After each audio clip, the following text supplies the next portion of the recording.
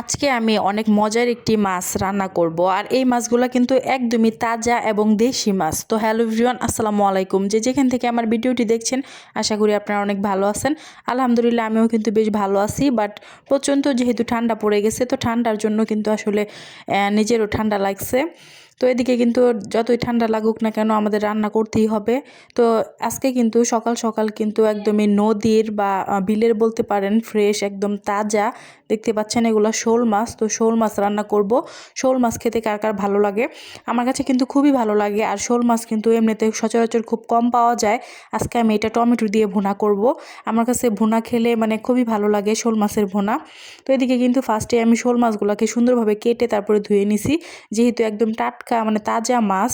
তো এই মাছগুলো খাওয়ার মজাই কিন্তু আলাদা। তো এদিকে কিন্তু আমি একটি প্যান বসিয়ে দিলাম, তারপরে কিন্তু এটা গরম হওয়ার পরে সব কিছু একসাথে এখানে দেখতে পাচ্ছেন পেঁয়াজ কুচি, রসুন কুচি এবং কাঁচামরিচ সব কিছু আমি হালকা করে এখন ভেজে নেব। তারপরে কিন্তু এখানে অল্প একটু আদা জিরার পেস্ট দিয়ে সেটাকেও হালকা করে ভেজে তারপরে এখানে সকল মশলা দিয়ে দিব, হলুদের গুঁড়া, মরিচের গুঁড়া, লবণ সব কিছু দিয়ে তারপরে এই মশলাটা ভালোভাবে কষিয়ে নেব।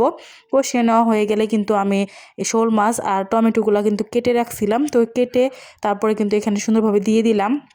এখন কিন্তু এই মশলাটার সাথে এই মানে তরকারিটা ভালোভাবে নেড়ে চেড়ে নিতে হবে, মিশিয়ে নিতে হবে একদম মশলার সাথে মাখো মাখো করে। তো এই যে দেখতে পাচ্ছেন আমি কিন্তু বড় বড় সাইজ করে মানে কেটে নিচ্ছিলাম শোল মাছগুলা। শোল মাছ কিন্তু আগে মানে বেশি বড় না, মিডিয়াম সাইজের শোল মাছ। তবে এটা কিন্তু একদমই টাটকা তাজা ছিল। এই মাছ খাওয়ার কিন্তু মজাই আলাদা, তাও আবার বিলের মাছ।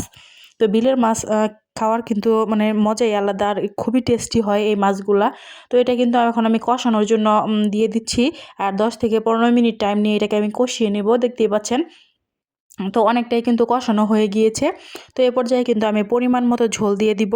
আর পরিমাণ মতো ঝোল দেওয়ার পরে কিন্তু রান্নাটা প্রায় অর্ধেক কমপ্লিট হয়ে যায়। যেহেতু মাছ ভুনা একদমই কিন্তু খুবই কম টাইমের মধ্যে মাছটা ভুনা হয়ে যায়। তো দেখতেই পাচ্ছেন আমি কিন্তু এখানে কাঁচামরিচ যেহেতু বেশি ইউজ করছি, যার কারণে কিন্তু লাল মরিচটা একটু কম দিছি। তো কাঁচামরিচের ঝাল কিন্তু খেতে বেশি ভালো লাগে আমার কাছে। তো কাঁচামরিচ দিয়ে কারা কারা তরকারি খেতে পছন্দ করেন অবশ্যই কমেন্ট করে জানাবেন। কাঁচামরিচের তরকারি খেলে কিন্তু এটা একটা মানে রিয়েলি যে ঝালটা আছে সেটা পাওয়া যায়। আর এটা কিন্তু অনেকটাই স্বাস্থ্যসম্মত আর খেতেও ভালো লাগে।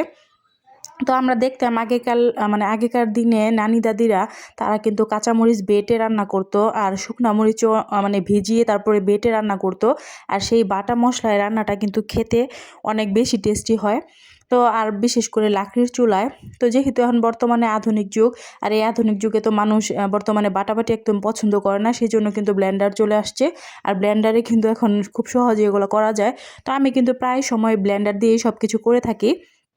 যখন আমি মাংস রান্না করি তখন কিন্তু ব্লেন্ডারে আমি মাংসগুলো রান্না করি, মানে সব কিছু বেটে আর কি। বিশেষ করে যেমন শুকনা মরিচ সেটা কিন্তু ব্লেন্ডারে মানে ব্লেন্ড করতে পছন্দ করি আমি।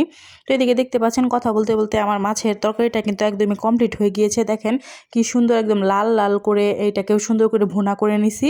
আর এটা দেখতেও যেরকম লোভনীয়, খেতেও কিন্তু অনেক টেস্টি হয়। তো আপনারা যারা যারা ভিডিওটি দেখলেন আপনারা অবশ্যই কমেন্ট করে জানাবেন আপনাদের কাছে কেমন লাগলো। আর অবশ্যই এভাবে একবার হলেও ট্রাই করবেন। আর আজকের মতো ভিডিওটি এই পর্যন্তই। সবাই ভালো থাকবেন, সুস্থ থাকবেন। আল্লাহ হাফেজ।